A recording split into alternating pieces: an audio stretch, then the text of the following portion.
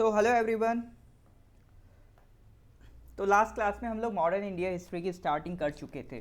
तो last class में अगर हम लोग एक बार फिर से रिवाइज कर लें, हम लोग पढ़ के क्या क्या आ चुके हैं। तो अभी तक हमने देखा था औरंगज़ेब की डेथ हुई थी आपकी 1707।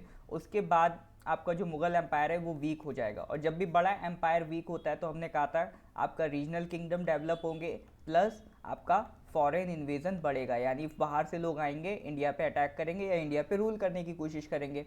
तो इसमें हमने रीजनल किंगडम्स वाला पार्ट पढ़ लिया था।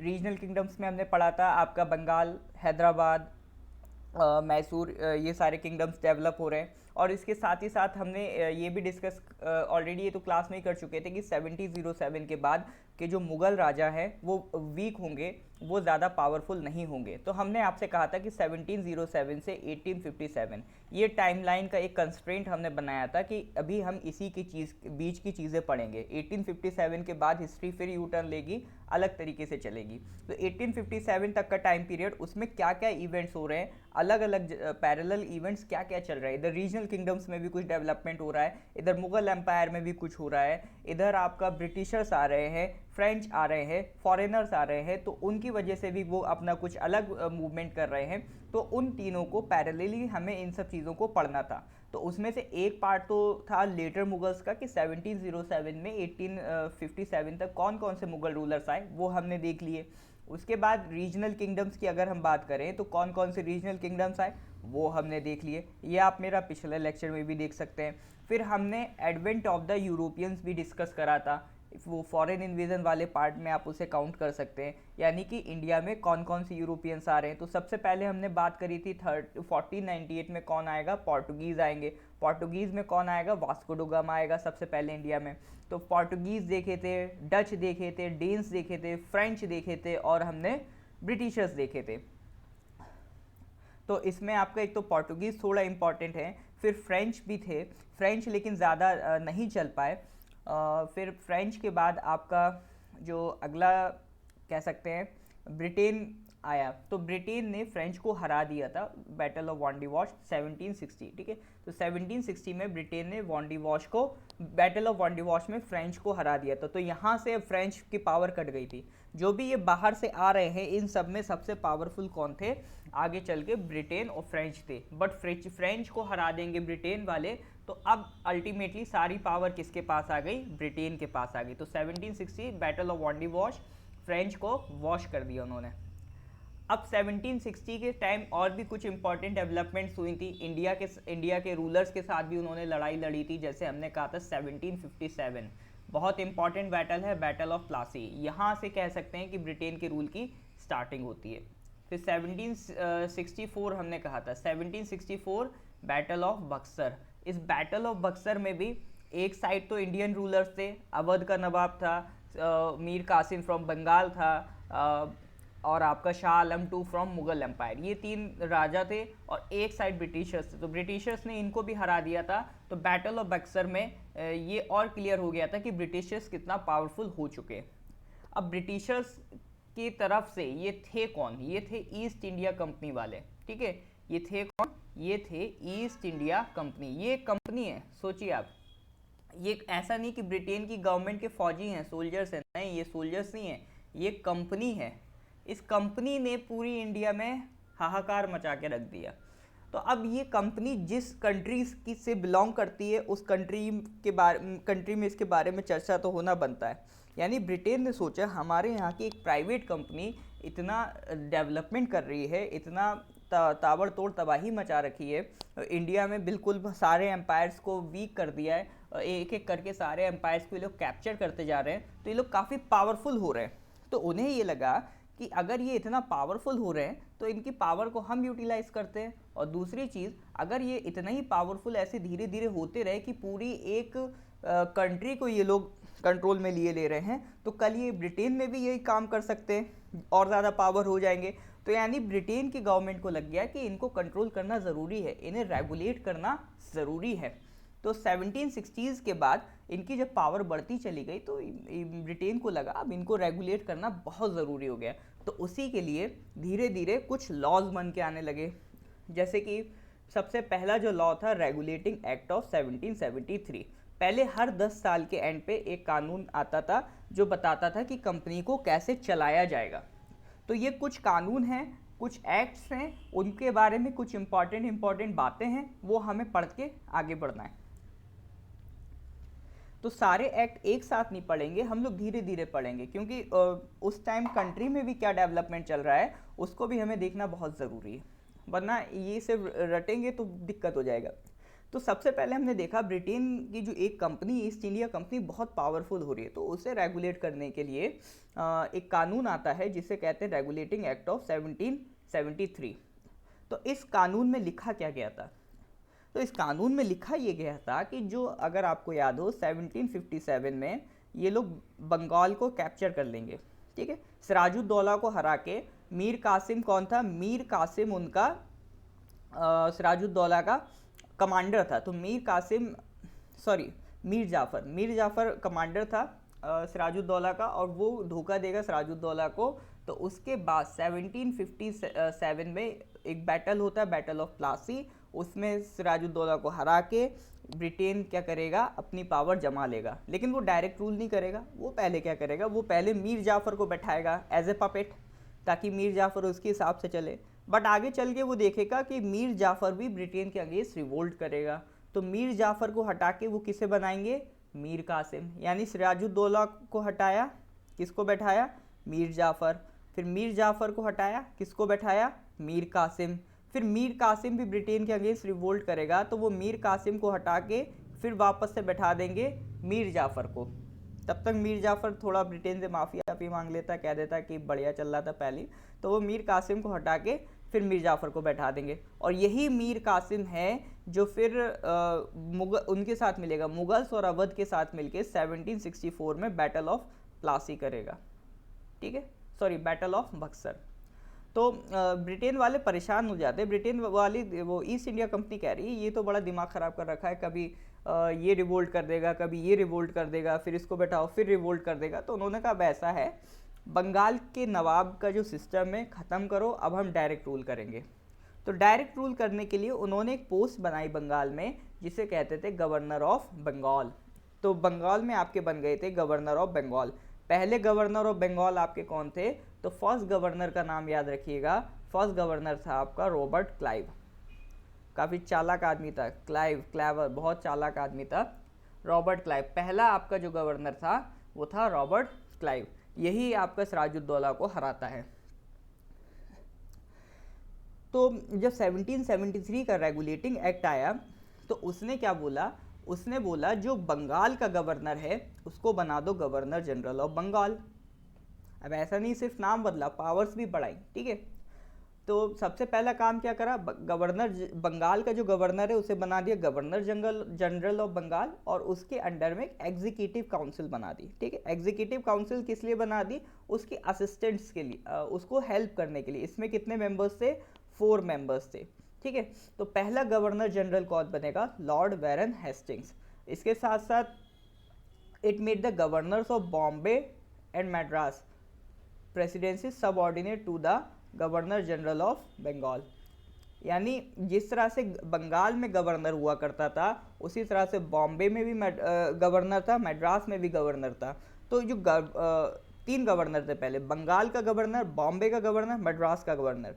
तो जो रेगुलेटिंग एक्ट आया वो क्या कहता है कि जो बंगाल का गवर्नर है उसे बना दो गवर्नर जनरल ऑफ बंगाल, और उसके अंडर में क्या आ जाएंगे? बॉम्बे और मद्रास के गवर्नर। कुछ इस तरह की सिचुएशन थी कि जैसे आपके पहले थे 3 प्रेसिडेंसीज, बंगाल, मद्रास एंड बॉम्बे। अब इन्होंने क्या करा? जो गवर्नर है बंगाल का उसे बना दो गवर्नर जनरल ऑफ बंगाल, ठीक है। गवर्नर ऑफ बंगाल को बना दिया गवर्नर जनरल ऑफ बंगाल।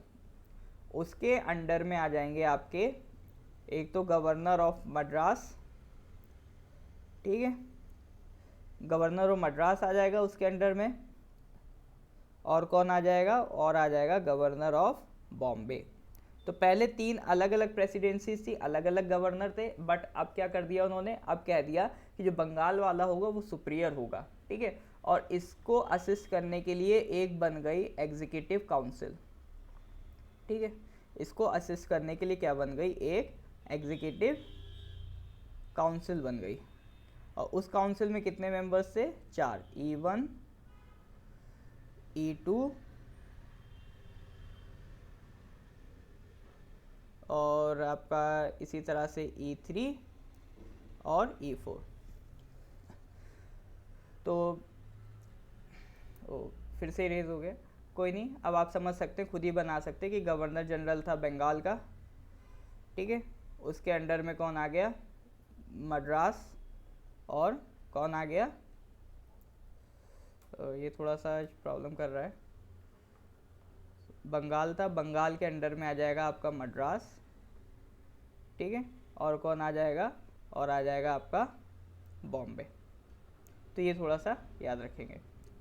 और क्या करा गया था? सुप्रीम कोर्ट बना दी गई थी, ठीक है। तो एक काम तो था कि जो गवर्नर था बंगाल को, उसे बना दिया गया गवर्नर जनरल ऑफ बंगाल, और दूसरा काम क्या करा? दूसरा काम करा, सुप्रीम कोर्ट बना दी गई 1774 में, ठीक है। बाकी यही इंपॉर्टेंट चेंजेस थे।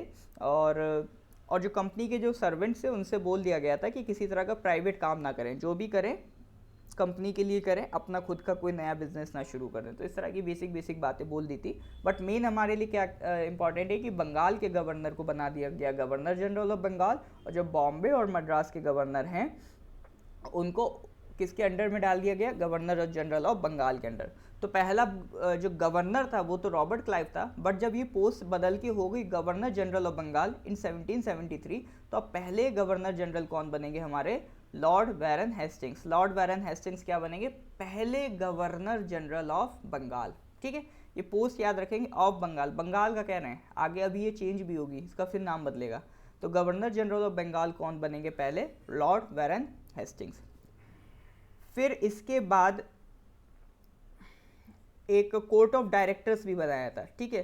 कोर्ट ऑफ डायरेक्टर्स किस लिए बनाया था? ताकि वो रिपोर्ट दें ब्रिटेन को कि वो ईस्ट इंडिया कंपनी किस हिसाब से मैनेजमेंट कर रही, किस हिसाब से सिविल वर्क कर रही, किस हिसाब से रेवेन्यू जनरेट कर रही, किस हिसाब से मिलिट्री वर्क कर रही है, ठीक है। तो कोर्ट ऑफ डायरेक्टर्स बनाने का मेन पर्पस था ताकि वो एक रिपोर्ट तैयार करके दे पूरी वर्किंग की, कि ईस्ट इंडिया कंपनी क्या क्या काम कर रही है इंडिया में। ब्रिटेन को पूरी वर्किंग की जानकारी कौन देगा? Court of directors. यानी बेसिक अगर हम बात करें तो पहली चीज़ हम क्या देख रहे हैं? गवर्नर जनरल ऑफ बंगाल बन रहा है, ठीक है, और उसके अंडर में आपका कौन आ जाएगा?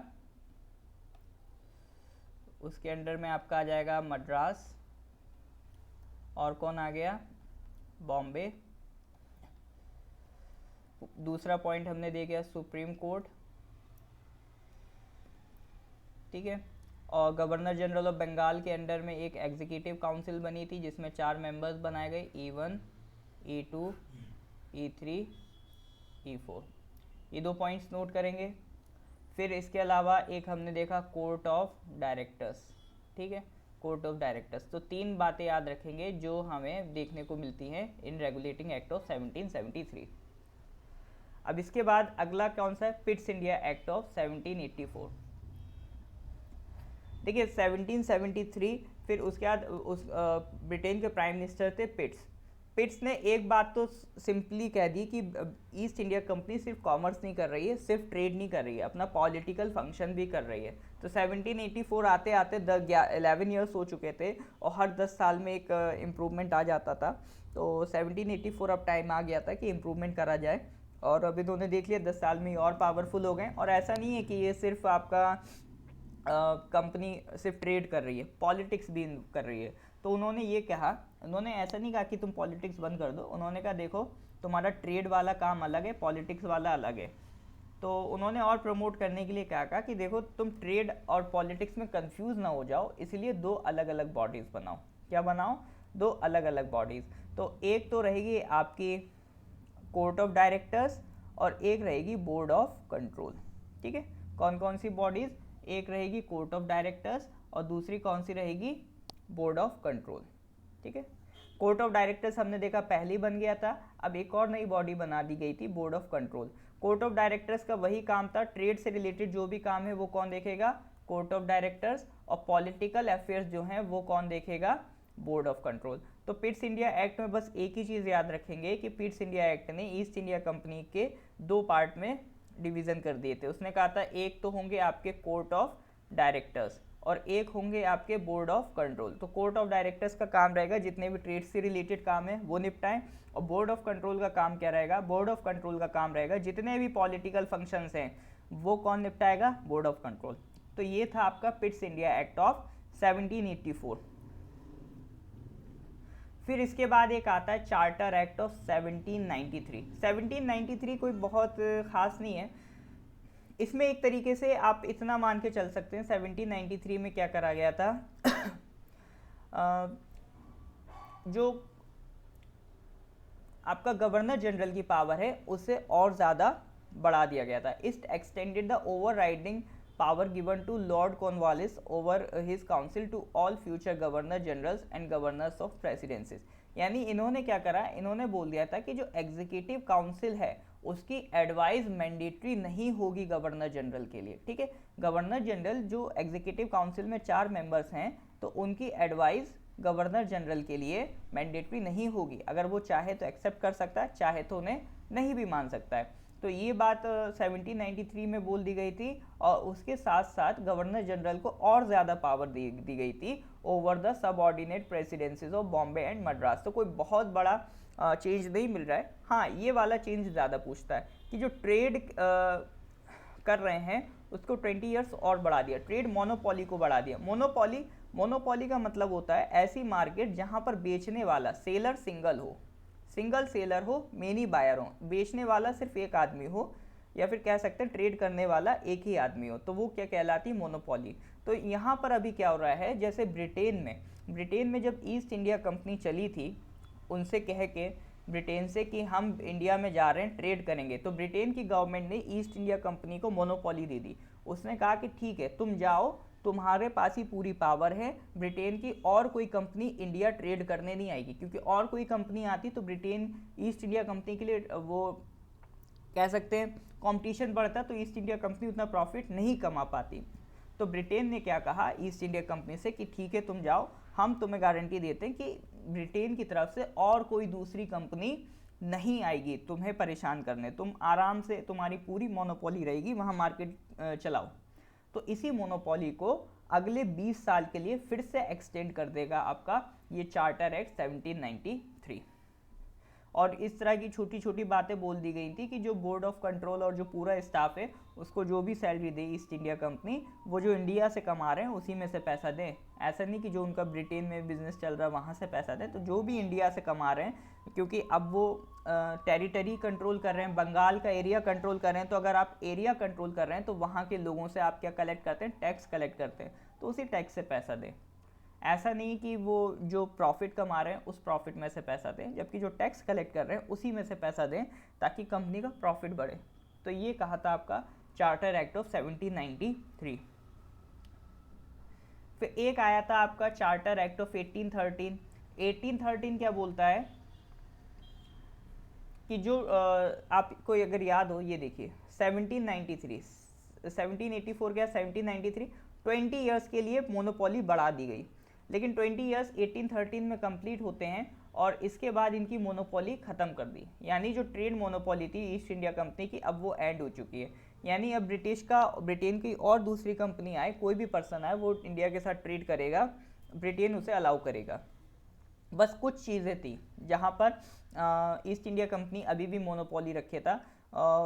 वो कौन कौन सी जगह थी, जैसे चाय का जो ट्रेड था, ट्रेड इन टी का जो ट्रेड था उसमें अभी भी ईस्ट इंडिया कंपनी की मोनोपोली थी। और दूसरा जो चाइना के साथ वो ट्रेड कर रहे हैं, इसमें अभी भी किसकी मोनोपोली है, ईस्ट इंडिया कंपनी की मोनोपोली है। बाकी और कोई खास मोनोपोली नहीं रह गई, बाकी मोनोपोली अब इनकी एबॉलिश हो गई। और दूसरा क्रिश्चियन मिशनरीज को अलाउ कर दिया, यानी इंडिया में अब उन्होंने वेस्टर्न एजुकेशन को प्रमोट करना शुरू कर दिया है।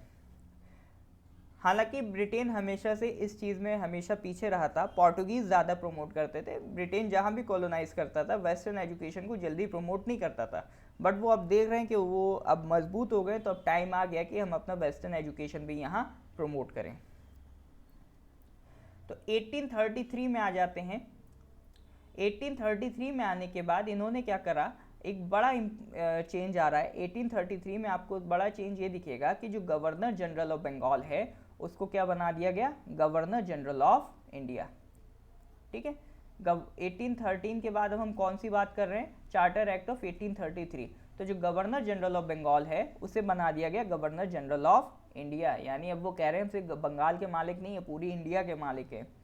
और जो इसमें बॉम्बे और मद्रास के गवर्नर थे उनकी भी अपनी कुछ पावर्स थी कानून बनाने को लेकर, तो वो पावर्स भी छीन ली गई और वो पावर्स किसके कंट्रोल में आ गई, गवर्नर जनरल ऑफ इंडिया के कंट्रोल में आ गई। अब जो ईस्ट इंडिया कंपनी है अब वो पॉलिटिक्स बिल्कुल नहीं करेगी, वो सिर्फ एडमिनिस्ट्रेशन करेगी। और जो 1813 में उनके पास मोनोपोली सिर्फ टी ट्रेड और चाइनीज़ ट्रेड को लेके रह गई थी, अब वो भी ख़त्म हो गई, यानी अब मोनोपोली पूरी तरह से ख़त्म हो जाएगी 1833 में। और गवर्नर जनरल ऑफ बंगाल क्या बन जाएंगे, गवर्नर जनरल ऑफ इंडिया। उसके अलावा सिविल सर्विसेज का एग्ज़ाम प्रपोज हुआ था, बट उसको जो कोर्ट ऑफ डायरेक्टर्स हैं वो रिजेक्ट कर देंगे। ये कोर्ट ऑफ डायरेक्टर्स कौन है, जो कंपनी का एडमिनिस्ट्रेशन का काम देखते हैं और रिपोर्ट देते हैं ब्रिटेन को। फिर चार्टर एक्ट 1853 आता है। चार्टर एक्ट 1853 क्या करता है, पहली बार ऐसा हो रहा है कि एक लेजिस्लेटिव काम अलग होगा, एग्जीक्यूटिव काम अलग होगा।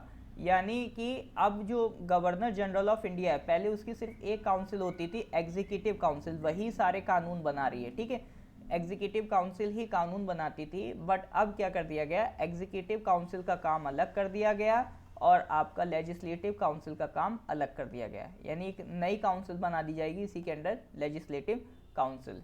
इसमें 6 नए मेंबर्स जोड़ दिए गए, called legislative councillors to the council, यानी लेजिस्लेटिव काम अलग है, एग्जीक्यूटिव काम अलग है गवर्नर जनरल की काउंसिल में। तो ये एक बड़ा चेंज था जो चार्टर एक्ट ऑफ 1853 करके आया है। ओपन कंपटीशन शुरू हो गया था, तो 1833 में हमने देखा कि सिविल सर्विसेज को शुरू करने के लिए प्रपोजल आया था, बट वो कोर्ट ऑफ डायरेक्टर्स रिजेक्ट कर देंगे। तो 20 ईयर्स बाद 1853 में अब शुरू कर दिया जाएगा, ओपन कंपटीशन होगा, इंडिया वालों को भी रिक्रूट किया जाएगा, बट बहुत ज़्यादा हाई रैंक नहीं देते थे, तो इसके लिए कमेटी बनाई गई थी। कमेटी का नाम याद रखेंगे, मैकॉले कमेटी। मैकॉले कमेटी इसीलिए बनाई गई थी ताकि इंडिया के लोगों को जॉब प्रोवाइड की जा सके। तो अब इंडिया में लोकल रिप्रेजेंटेशन भी शुरू हो गया है in the Indian legislative council, ठीक है। तो कहने का मतलब है local representation in the Indian legislative council of the 6 new legislative members of the governor general council 4 were appointed by the local governments. यानी कि जैसे हमने देखा कि आपका गवर्नर जनरल ऑफ इंडिया है, ठीक है, अब गवर्नर जनरल ऑफ बंगाल बन गया था गवर्नर जनरल ऑफ इंडिया, तो इसकी एक एग्जीक्यूटिव काउंसिल बन गई थी, इसकी एक लेजिस्लेटिव काउंसिल बन गई थी। इसमें 6 मेंबर्स थे और जिसमें से 4 मेंबर्स कहाँ से आ रहे थे, तो उनकी जो लोकल गवर्नमेंट्स हैं, मद्रास में, बॉम्बे में, बंगाल में और आगरा में, तो यहाँ पर जो लोकल गवर्नमेंट्स हैं ये लोग अपॉइंट कर रहे थे 4 मेंबर्स को। 6 लेजिस्लेटिव काउंसिल के 6 मेंबर्स में से 4 कहाँ से आ रहे हैं, इनकी लोकल गवर्नमेंट से, मद्रास, बॉम्बे, बंगाल एंड आगरा। तो वही हमने आपसे कहा कि 1707 से 1857 की हिस्ट्री हम डिस्कस कर रहे हैं, ठीक है, 1707 से 1857 की हिस्ट्री हम डिस्कस कर रहे हैं। और इसमें हमने सबसे पहले बात करी थी रीजनल किंगडम्स की, लेटर मुगल्स की, फिर हमने बात करी कौन कौन से यूरोपियन कंट्रीज से लोग आए, फिर हमने इसमें बात करी कि ब्रिटेन ने किस तरह से बाकी कंट्रीज़ को हटा के बैटल ऑफ वॉन्डिवॉश करा, फ्रेंच को भी साफ कर दिया, फिर ब्रिटेन पावरफुल हो गया। उसके बाद ब्रिटेन को ईस्ट इंडिया कंपनी पावरफुल हो गई और ईस्ट इंडिया कंपनी को रेगुलेट करने के लिए ब्रिटेन गवर्नमेंट ने कई कानून बनाए। तो अभी आज के लेक्चर में हमने क्या क्या पढ़ा, इन कानूनों को पढ़ा है, कौन कौन से लॉज से। तो सबसे पहले हमने बात करी थी रेगुलेटिंग एक्ट ऑफ 1773। उसमें हमने क्या करा, गवर्नर जनरल ऑफ बंगाल था, governor general of Bengal create किया। पहले गवर्नर जनरल ऑफ बंगाल आपके लॉर्ड बैरन हेस्टिंग्स बनते हैं और उनके अंडर में डाल दिया हमने बॉम्बे और मद्रास। फिर सुप्रीम कोर्ट बनाई, कोर्ट ऑफ डायरेक्टर्स बनाए। फिर 1784 में हमने क्या करा, ईस्ट इंडिया कंपनी के काम को 2 पार्ट में डिवाइड कर दिया, कोर्ट ऑफ डायरेक्टर्स अलग कर दिया, बोर्ड ऑफ कंट्रोल अलग कर दिया। कोर्ट ऑफ डायरेक्टर्स का काम था जो भी मैनेजमेंट का काम है वो ये करेंगे, बोर्ड ऑफ कंट्रोल क्या करेगा, बोर्ड ऑफ कंट्रोल आपका जो भी पॉलिटिकल काम है कंपनी का वो ये करेगा। फिर 1793 का चार्टर एक्ट हमने देखा, इसमें हमने देखा कि गवर्नर जनरल की पावर और बढ़ा दी गई, प्लस जो मोनोपोली थी ईस्ट इंडिया कंपनी की वो 20 ईयर्स एक्सटेंड कर दी गई। फिर 20 ईयर्स बाद हम आए 1813 में, तो मोनोपोली एबॉलिश कर दी गई, 2 जगह छोड़ के, कहाँ कहाँ पर, टी ट्रेड और चाइना ट्रेड। फिर हमने मेन बात करी कि जो टी ट्रेड और चाइना ट्रेड के साथ मोनोपोली छोड़ दी गई थी वो भी अब एबॉलिश हो गई है। उसके अलावा जो गवर्नर जनरल ऑफ बंगाल है अब वो बन जाएगा गवर्नर जनरल ऑफ इंडिया, और पहले गवर्नर जनरल ऑफ इंडिया बनेंगे विलियम बेंटिक, नाम मैं आगे दिखाऊंगा इनको। और उसके अलावा फिर 1853 में जब हम आ जाते हैं तो हम देखते हैं कि गवर्नर जनरल ऑफ इंडिया के टाइम पे पहले सिर्फ एग्जीक्यूटिव काउंसिल थी, अब 2 काउंसिल्स बन जाएंगी, एक एग्जीक्यूटिव अलग हो गई और एक लेजिस्लेटिव अलग हो जाएगी। तो इतने, और इसके अलावा आपका ओपन कंपटीशन शुरू हो जाएगा, मैकॉले कमेटी बनेगी। तो ये कुछ हम एक्ट्स की बात करते हुए आए हैं। अब इसके बाद हम फिर से वापस जाएंगे 1773 के टाइम पे, और अब हम डिस्कस करेंगे 1 बाय 1 कि कौन कौन से गवर्नर जनरल्स हमारे आते गए हैं। ठीक है, तो एक बार गो थ्रू कर लीजिए कि कौन कौन से गवर्नर जनरल्स हमारे आते जा रहे हैं, और बाकी की स्टोरी फिर हम नेक्स्ट क्लास में स्टडी करेंगे। तो एक बार देख लेते हैं कि हमारे कौन कौन से गवर्नर जनरल्स हैं जो विजिट कर रहे हैं। तो सबसे पहले कौन थे? Warren Hasting. वैरन हेस्टिंग हमने कहा था कि जब रेगुलेटिंग एक्ट 1773 आया, गवर्नर ऑफ बंगाल को बना दिया गया गवर्नर जनरल ऑफ बंगाल, और उसके बाद उन्होंने क्या करा, उसके बाद उन्होंने आपका पहला गवर्नर जनरल बनाया वैरन हेस्टिंग्स को। तो पहला गवर्नर जनरल कौन था? वैरन हेस्टिंग्स, ये नाम ज़रूर याद रखेंगे। ठीक है, पहला गवर्नर जनरल कौन था? Warren Hastings. काफ़ी चीज़ें हुई इनके टाइम में। फर्स्ट मराठा वॉर हुआ, मराठा वॉर में जब वो मराठास हार गए तो ट्रीटी ऑफ सालवाई साइन करनी पड़ी। ठीक है, और उसी ट्रीटी ऑफ सालवाई की वजह से जब सेकंड एंग्लो मैसूर वॉर हुआ, यानी मैसूर के साथ ब्रिटेन ने जब सेकंड वॉर लड़ा था, तो फर्स्ट में तो उन्हें काफ़ी चोट आई थी ब्रिटेन को, तो जब सेकंड वॉर जब उन्होंने लड़ा तो मराठास को इसी ट्रीटी को यूज़ करके उन्होंने अपने साइड मिला लिया था। और उसके बाद एशियाटिक सोसाइटी पूछ लेता है किसने फॉर्म करी थी, तो सर विलियम जॉन्स ने फॉर्म करी थी। इस तरह के बेसिक सवाल पूछ लेता है। फिर इसके बाद हम आ जाते हैं लॉर्ड कॉर्नवालिस पे। Second governor general of Bengal कौन है? Lord Cornwallis. तो थर्ड मैसूर वॉर किसके टाइम पे हो रही? कॉर्नवालिस के टाइम पे हो रही। इसी में आपकी ट्रीटी हुई थी सेरिंगापट्टनम।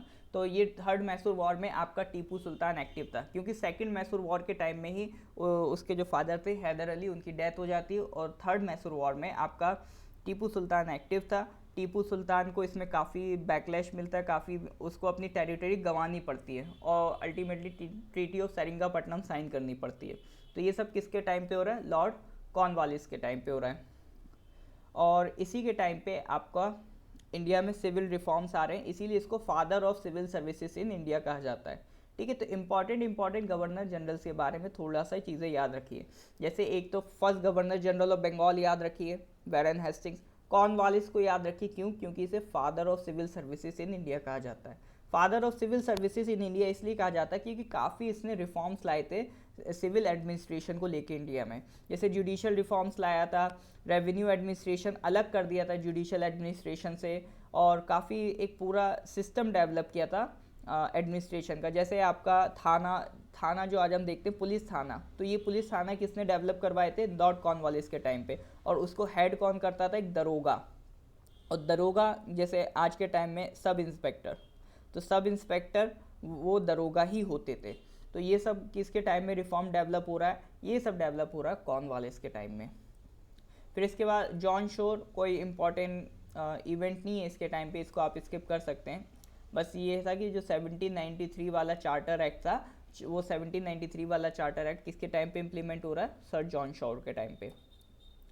फिर आएगा वेल्सली। वेल्सली के बाद चीज़ें बदलेंगी। वेल्सली क्या करेगा? एक नया सिस्टम शुरू कर देगा, सब्सिडरी अलायंस। ठीक है, तो ब्रिटेन की काफ़ी सारी जो ईस्ट इंडिया कंपनी है उसके काफ़ी तरीके थे इंडिया को कैप्चर करने के, तो उसमें से एक बहुत फेमस था आपका सब्सिडरी अलायंस। सब्सिडरी अलायंस में वो क्या करते थे? इंडिया में जितने भी लोकल रूलर्स थे, जैसे निज़ाम थे, मैसूर था, अवध था, मराठास थे, तो इन सब से क्या कहते थे कि देखो ये इनको तो पहले आपस में लड़वाएंगे, यानी निज़ाम को लड़वा देंगे मराठास से, फिर निज़ाम के पास जाके कहेंगे देखो तुम्हें मराठा से डर है, मराठा तुम्हारी टेरिटरी कभी भी कैप्चर कर सकते हैं और तुम इतना पावरफुल नहीं हो कि उन्हें रोक पाओ, तो उनको रोकने का काम हम कर सकते हैं, बट हमारे सोल्जर्स करेंगे, बट तुम्हें क्या करना पड़ेगा, तुम्हें उसके लिए कुछ पेमेंट करनी पड़ेगी। यानी एक तरीके से उनके सिक्योरिटी गार्ड बन रहे थे और उसी का फ़ायदा उठा रहे थे। तो क्या करा उन्होंने कहा निज़ाम से कि ठीक है आप अपनी टेरिटरी बचाओ, बट उसके बदले में आपको क्या करना पड़ेगा,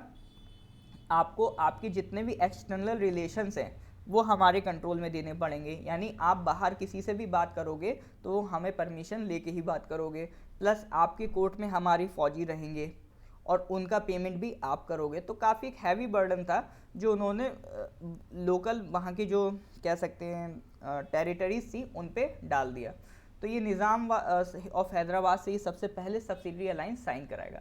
तो सब्सिडरी अलाइंस में क्या कह रहे हैं वो कि हम आपको एक सपोर्ट देंगे और उस सपोर्ट के बदले में छोटा सा पेमेंट लेंगे। बट वो छोटा सा पेमेंट काफ़ी हैवी होता था जो पूरे एम्पायर को डुबो गया। तो ये सारा काम किसके टाइम पे शुरू हो रहा है? वेल्सली के टाइम पे शुरू हो रहा है। तो सबसे पहले निज़ाम ऑफ हैदराबाद को ये पटाएंगे। मैसूर में जब आपका टीपू सुल्तान को लोग मार देंगे फिर मैसूर में भी और कोई बचेगा नहीं, तो मैसूर में ये लोग उस एक अपना लोकल राजा क्रिएट करके उसको भी सब्सिडरी अलाइंस सेटल करवा देंगे। अवध को भी इसी तरह से ये लोग कैप्चर करेंगे। पेशवाज जब लास्ट के जब पेशवाज हार जाते हैं तो पेशवाज को भी ज़बरदस्ती ये लोग क्या करवाएंगे, ये सब्सिडरी अलाइंस साइन करवा लेंगे। फिर इसके बाद जॉर्ज बार्लो आए थे, एक म्यूटिनी हुई थी इनके टाइम में, वेल्लोर म्यूटिनी। म्यूटिनी क्या था, मतलब म्यूटिनी मतलब जब सोल्जर्स रिवोल्ट कर जाते हैं तो उसको म्यूटिनी कहते हैं। तो सोल्जर्स को वहाँ का रवैया पसंद नहीं आ रहा था क्योंकि जो मुस्लिम सोल्जर्स थे वो अपनी तरह से रहते थे, हिंदू सोल्जर्स अपनी तरह से रहते थे, तो उनके रिलीजन को रेस्ट्रिक्ट किया जा रहा था सोल्जर्स के। और उस टाइम रिलीजन को लेके लोग और ज़्यादा एक्टिव हुआ करते थे, तो रिलीजन रेस्ट्रिक्ट करने का काम कर रहे थे ये लोग। तो इसलिए वहाँ के जो सोल्जर्स थे वो म्यूटिनी कर देंगे, रिवोल्ट कर देंगे। वो बाद में सप्रेस कर लिया जाएगा। तो ये किसके टाइम पे हुआ? George Barlow. Not so important. Lord Minto one आए। मिंटो वन का नाम याद रखेंगे क्योंकि इन्हीं के टाइम पे चार्टर एक्ट ऑफ 1813 आता है। प्लस जो महाराजा रंजीत सिंह थे, जो जिनको हमने कहा था इन्होंने सिख एम्पायर क्रिएट किया था, तो महाराजा रंजीत सिंह कौन सी ट्रीटी करते हैं? Treaty of Amritsar. ये किसके टाइम पे हो रही है? लॉर्ड मिंटो वन के टाइम पे हो रही है। फिर आते हैं आपका लॉर्ड हेस्टिंग। देखिए उधर कौन सा था? Warren Hasting. वैरन हेस्टिंग कौन थे? First governor general of India, sorry Bengal, first governor general of Bengal. अभी भी कौन चल रहा है? अभी ये चल रहे हैं लॉर्ड हेस्टिंग। तो दोनों में डिफरेंस है, वैरन हेस्टिंग लॉर्ड हेस्टिंग में कंपेयर नहीं करेंगे। तो नेपाल के साथ ब्रिटेन लड़ाई करेगा, ट्रीटी ऑफ सुगौली होगी, इन्हीं के टाइम होगी। थर्ड एंग्लो मराठा वार इन्हीं के टाइम पे होगा।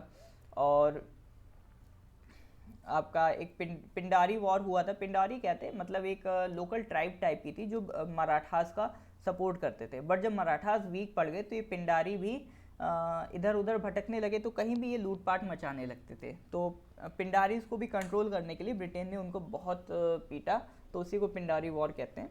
और उसके बाद फिर मराठास को भी ये बात बुरी लगी, तो मराठास की फिर लड़ाई हुई ब्रिटेन से इसी बात को लेके कि आपने पिंडारीज को क्यों मारा। तो वो थर्ड एंग्लो मराठा वार वही रीज़न बना था।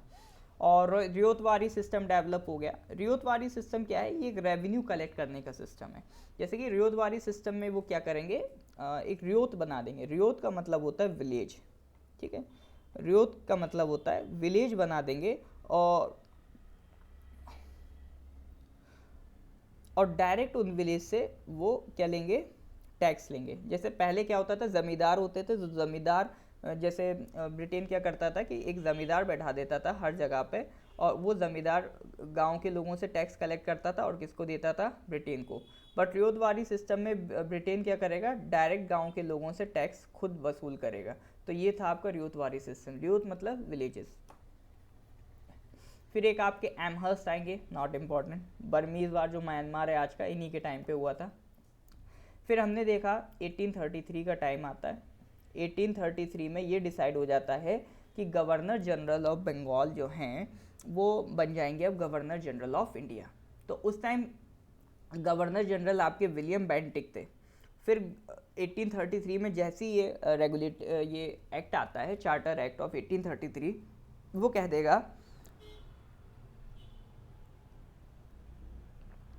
कह देगा कि गवर्नर जनरल ऑफ जो बंगाल हैं उनको बना दीजिए आप गवर्नर जनरल ऑफ इंडिया। तो ऐसा करने पे क्या होगा? ऐसा करने पर आपके जो विलियम बेंटिक थे, जो पहले गवर्नर जनरल ऑफ बंगाल थे, वो बन जाएंगे गवर्नर जनरल ऑफ इंडिया। तो ये पोस्ट इनकी इम्प्रूवमेंट हो जाती है। तो दो तरह से सवाल बनते हैं। तो पहला सवाल तो वो पूछेगा last governor general of Bengal कौन है? तो लास्ट गवर्नर जनरल आपके विलियम बेंटिक है। या वो पूछेगा first governor general of India कौन है? तो first governor general of India आपके बेंटिक हैं, दोनों ही का आंसर एक है, विलियम बेंटिक। फिर मेटकाल्फ आएंगे, मेटकाल्फ को लिबरेटर ऑफ द प्रेस कहा जाता है, प्रेस के लिए काम किया। फिर ऑकलैंड आएंगे, अफगानिस्तान से लड़ाई करेंगे, अफगानिस्तान से ये लोग जीत नहीं पाएंगे तो ये एम्बेरसमेंट होता है इनके लिए। एलन बोरो आएंगे, एलन बोरो क्या करेंगे, जो अफगानिस्तान की लड़ाई चल रही थी उसको थोड़ा कंट्रोल करेंगे, सिंध के एरिया को एनेक्स करेंगे। फिर हार्डिंगे आएंगे, हार्डिंगे के टाइम पे आपका एंग्लो सिख वॉर हो रहा है, ट्रीटी ऑफ लाहौर हो रहा है, क्योंकि जब हार्डिंगे आए तो उस टाइम पर रंजीत सिंह की डेथ हो जाती है और रंजीत सिंह के बाद सिख एम्पायर भी बिखर जाता है और कोई पावरफुल रूलर नहीं था, तो सिखों को हराना भी इनके लिए आसान हो जाता है। तो हार्डिंगे क्या करेंगे, एंग्लो सिख वॉर में इन्वॉल्व होंगे। ये सब आपका बहुत ज़्यादा इंपॉर्टेंट नहीं है, बट एक बार मैं सिक्वेंस में बता देता हूँ ताकि आपको पता रहे कि कौन कौन से वाइसरॉयज गवर्नर्स गुजरे हैं।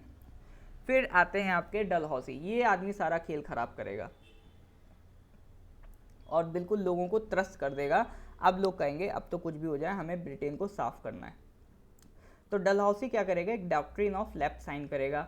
डॉक्ट्रिन ऑफ लैप्स में वो क्या करेगा, वो कहेगा कि देखो भैया ऐसा है कि ऐसे जो भी एम्पायर जहाँ पर बायोलॉजिकल उनका मतलब जो बच्चा है वो अडॉप्टेड ना हो, अगर जो राजा है उसका रियल बच्चा एम्पायर को चलाएगा तो हमें कोई दिक्कत नहीं है, बट अगर राजा एक राजा का अडॉप्टेड सन एम्पायर चलाएगा तो हम उस एम्पायर को नहीं चलने देंगे। यानी जो राजा का वंश हो वो अडॉप्टेड ना हो। तो लोगों को पहले तो हंसी आई कि ऐसा कैसे हो सकता है, राजा तो 50-50 शादी करते हैं, कोई ना कोई तो वंश मिल ही जाएगा। लेकिन ऐसा होने के बाद भी 50+ ऐसे एम्पायर थे जो इसने कैप्चर कर लिए सिर्फ इसी रूल को बना के। क्या रूल था कि अडॉप्टेड सन एम्पायर नहीं चला सकता, अगर कहीं पे सन अडॉप्टेड है राजा का तो एम्पायर कौन चलाएगा, मैं चलाऊंगा, डलहौजी चलाएगा। तो इस तरह का बचकाना से रूल बनाया लेकिन काम कर गया। तो सतारा एक जगह कैप्चर करी, जयपुर, संबलपुर, उदयपुर और सबसे फेवरेट झांसी, झांसी भी उसने इसी रूल को बना के लिया था। और एक अवध भी फेमस है, अवध में तो ऐसा था भी नहीं कि अडॉप्टेड सन हो, बट फिर भी उसने कह दिया कि तुम काम बढ़िया नहीं कर रहे हो, मेल एडमिनिस्ट्रेशन है, खराब काम का चल रहा है, तो इसको कह के भी उसने सबसे लास्ट में किसको कैप्चर कर लिया, अवध को 1856। अब 1856 में अवध को ये कैप्चर करेगा और इधर देखिए 1857 में रिवोल्ट होने वाला है। तो रिवोल्ट की कहानी तो हम लोग नेक्स्ट क्लास में डिस्कस करेंगे।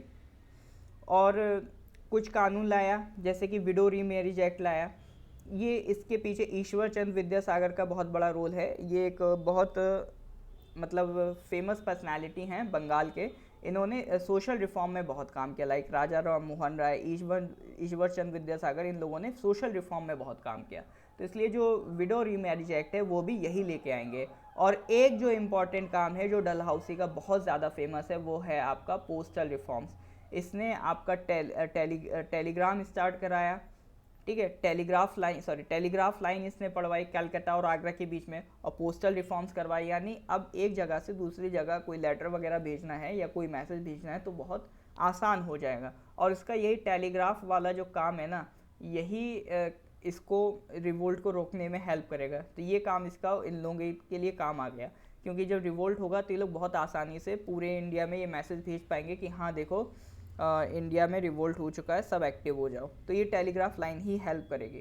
पहली रेलवे लाइन भी इसी के टाइम पे आई, तो काफ़ी डेवलपमेंट भी ये करता जा रहा है, लेकिन डेवलपमेंट सिर्फ अपने पर्पज़ के लिए, ठीक है, वो तो इंडिया के हो रहे हैं, दिखने में लग रहा है कि इंडिया के लिए हो रहे हैं, बट पर्पज़ यही था, रेलवे बनाना था ताकि इधर से उधर सोना जो है सब ब्रिटेन ट्रांसफ़र किया जा सके। तो रेलवे लाइन बॉम्बे थाने के बीच कौन बनवा रहा है, डलहौसी बनवा रहा है। PWD इसी के टाइम पे स्टार्ट होता है। GT रोड वर्क और जो कराची का हार्बर है, बॉम्बे, कलकत्ता, ये सब इसी के टाइम पे डेवलप हो रहे हैं। इंजीनियरिंग कॉलेज स्टार्ट होता है रुड़की में, इसका नाम था पहले थॉमस कॉलेज ऑफ इंजीनियरिंग, और फिर इसका नाम बदल के हो गया रुड़की इंजीनियरिंग कॉलेज, और आज इसी को हम कहते हैं IIT रुड़की। तो ये इसी के टाइम पे स्टार्ट हुआ था। शिमला को समर कैपिटल बना दिया था। तो ये कुछ इसने डेवलपमेंट भी किए, और मेन इसने ये डॉक्ट्रिन ऑफ लैप्स के लिए फेमस है। 99% चांस है अगर सवाल आएगा डलहौसी से रिलेटेड तो वो डॉक्ट्रिन ऑफ लैप्स ही पूछेगा। तो ये ज़रूर याद रखेंगे कि डॉक्ट्रिन ऑफ लैप्स कौन लाया था, डलहौसी। कुछ भी भूल जाए ये चीज़ नहीं भूलनी, बहुत इंपॉर्टेंट है कि डॉक्ट्रिन ऑफ लैप्स कौन लाया था, डलहौसी लाया था, ये बहुत पूछा जाता है। तो डलहौसी के बाद एक आखिरी आपका विलियम बेंटिक आ जाएंगे, सॉरी हाँ,